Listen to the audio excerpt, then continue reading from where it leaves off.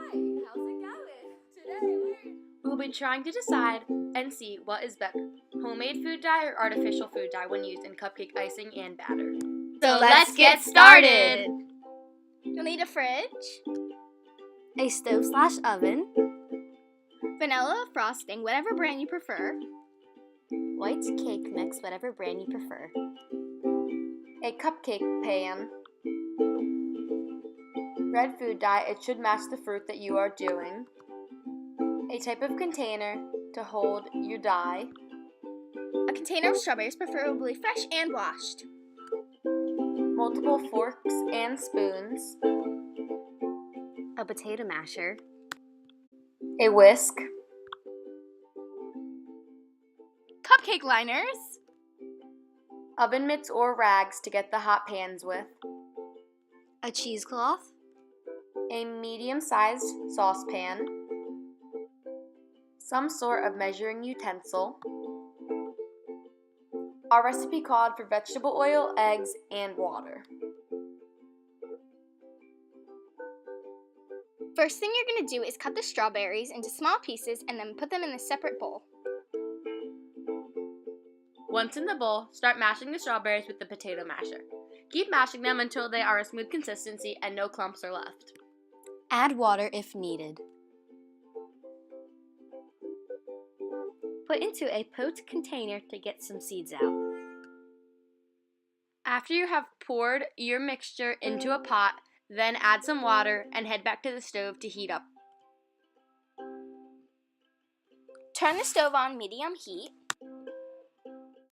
Then take a whisk and whisk together what you have created. Once your mixture is done simmering, take it off the stove and pour it into a Tupperware of your choice.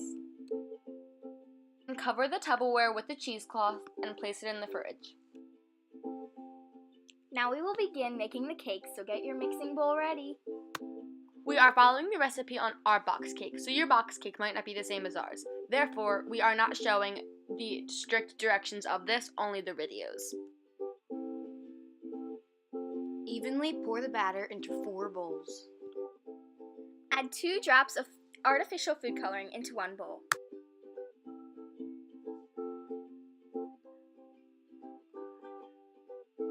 In the second bowl, add 4 drops of artificial food coloring.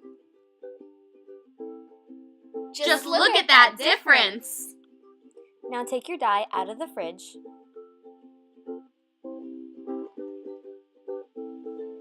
Now pour through cheesecloth. In bowl number 3, add 2 drops of homemade food coloring and mix it. In the fourth bowl, add 4 drops of homemade food coloring and mix it. Put cupcake liners in the cupcake pan and pour all of your batters in accordingly. We did 3 of each, but you can do as many as you would like. Place in oven for as long as your box says. Take the artificial cupcakes out of the oven and put the natural ones in. Once both sets of cupcakes are done baking, set them aside to chill for at least 10 minutes or while you are dyeing your frosting.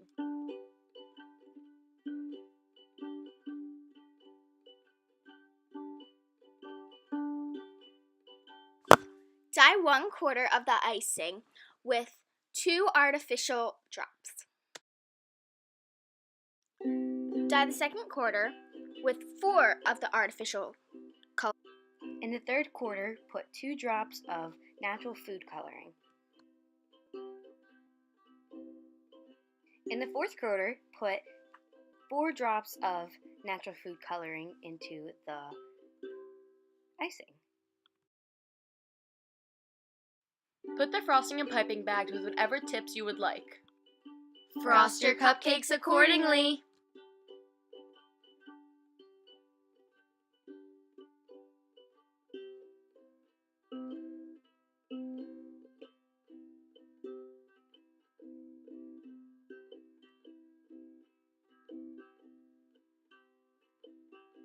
These are our finished products.